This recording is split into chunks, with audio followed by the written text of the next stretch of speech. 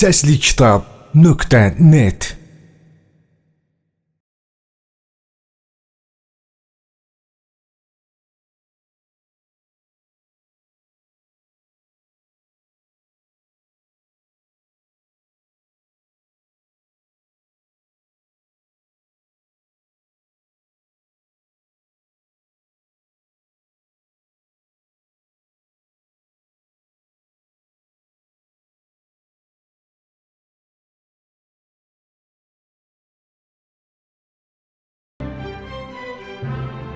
Dünyanın ucqar bir yerində çox qədim zamanlarda bir xalq yaşayırdı. Bu xalqın yaşadığı torpaqların bir yanı böyük çöllük, digər yanı isə keçilməz meşəliklə əhatə olunmuşdu. Burada yaşayan insanların hamısı şən, güclü, cəsur idi. Lakin günlərin bir günü hər şey dəyişdi. Çətin günlər başladı. Hardan gəldikləri bilinməyən yad insanlar yerli xalqı meşəliyə doğru sıxışdırdı. Qocaman meşə olduqca dərin, qaranlıq idi. İçi başdan başa bataqlıq idi. Ağaclar bir-birinə elə sıx birləşmişdilər ki, göy üzündən baxanda meşənin dibi görünmürdü. Günəş işıqları ağac budaqlarının, yarpaqlarının arasından keçə bilmirdi. Keçib bataqlığa çatdıqda isə ətrafa çox pis qoxu yayılırdı. Meşəyə qovulmuş insanlar bu qoxuya dözə bilmir, bir-birinin ardınca ölürdülər. Qadınlar, uşaqlar qan ağlayır, atalar isə dərdli-dərdli düşünürdülər. Xalqın xilas olmaq üçün iki yolu var idi. Birinci yol geridə idi. Orada zalım, güclü düşmən dayanırdı.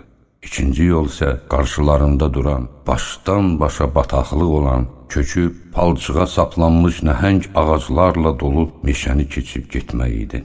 Gecə-gündüz qaranlığın, səssizliyin yayıldığı, külək əsərkən dəhşətli uğultuların əks-səda verdiyi meşə geniş, işıqlı çöllərdə yaşamağa vərdiş eləmiş xalqı təşvişə salır, bezdirir. Günlər keçdikcə daha da ümidsizləşdirirdi. Bütün çətinliklərə baxmayaraq insanlar hələ də güclü idilər. Onlara qalib gəlmiş, torpaqlarını əllərindən almış düşmənə qarşı hər an ölüm-qalım mübarizəsinə girə bilərdilər. Lakin döyüşdə ölmək istəmirdilər. Onlara bəzi şeylər vəsiyyət olunmuşdu.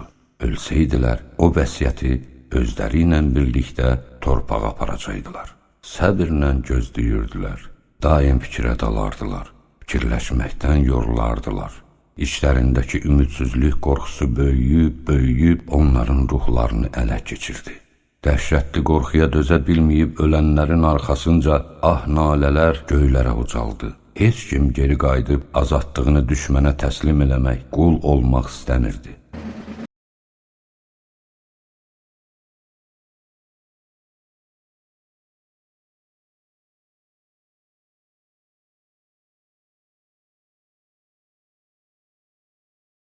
Bu vaxt Danko adlı cəsur gənc meydana çıxdı. Hər kəsi tək başına xilas elədi. O insanlara belə dedi: Dostlar, bütün günü fikir eləməklə qarşımızdakı qayaları yerindən tərpədə bilmərik.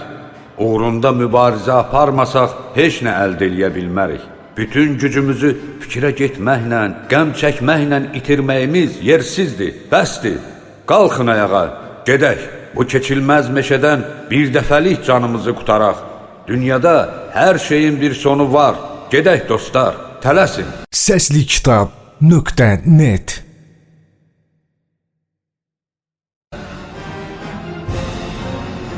Hər kəsin baxışı Dankoya zilləndi. Dankonun xeyirxah, cəsur olduğunu gördülər. Onu özlərinə başçı seçdilər. Çünki ona etibar eləmişdilər. Onları çətin, qaranlıq yollar gözləyirdi. Xeyli insan bataqlıqdan qurtula bilmədi. Ağac budaqları hər yeri tutmuşdu.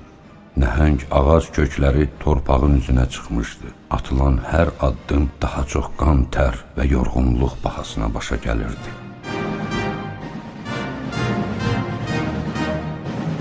Yürüşə başlamalarından çox vaxt keçmişdi. Meşə getdikcə sıxılır, insanlar azalırdı. Şikayətlənməyə başladılar. təcrübəsiz bir gəncin arxasınca düşmələrindən, hara getdiklərini bilmədiklərindən pərişan olmuşdular. Danko isə güclü, tükənmək bilməyən bir inancla qabaqda addımlayırdı.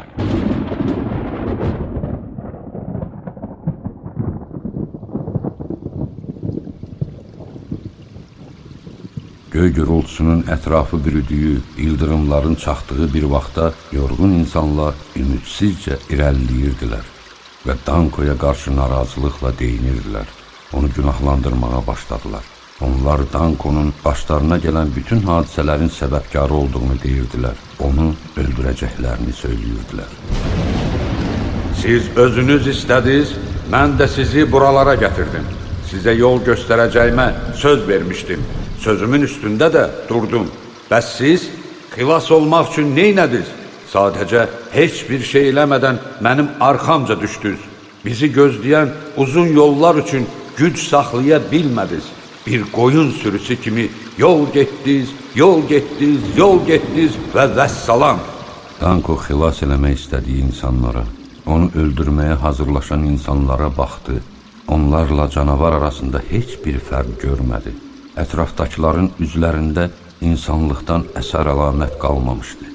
Ürəyi qəzəblə doldu, lakin insanlara olan sonsuz sevgisi bu qəzəbi boğdu. İnsanları sevirdi, onları xilas eləmək istəyirdi. Dankonu öldürmək istəyən insanlar onu əhatəyə almağa başladılar. Dankonun ürəyi alovlandı, qəlbini kədər bürüdü. Meşədə göy gürültüsü hər yeri lərzəyə gətirdi. İldırım çaxdı, güclü leysan yağdı. O üzünü insanlara tutub bağırdı, sinəsini əlləri ilə yararaq ürəyini qoparıb çıxartdı və başı üzərinə qaldırdı.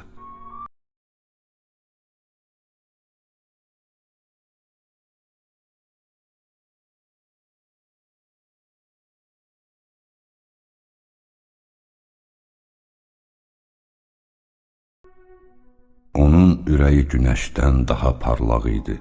Meşəyə göz qamaşdırıcı bir işıq yayıldı. İnsanlar təəccübdən daş kimi donub qaldılar. Danko irəli çıxdı. İnsanlara irəliləməyi söylədi. Onlar getdilər, getdilər, getdilər, getdilər.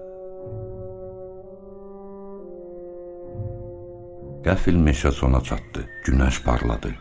Ciyərlərinə təmiz hava doldu. Böyük bir çöllüyə çatmışdılar.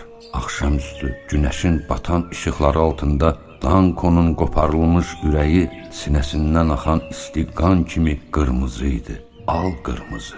İgid Danko qarşısındakı geniş çölə qürurla baxdı, azad torpağa baxdı və gülümsədi.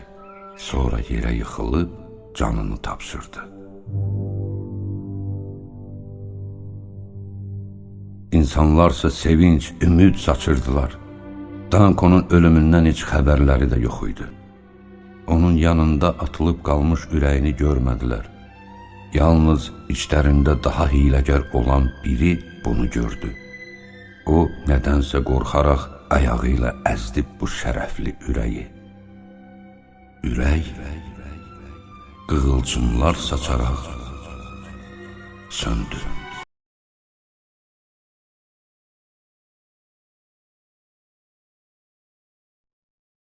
Səslikitab.net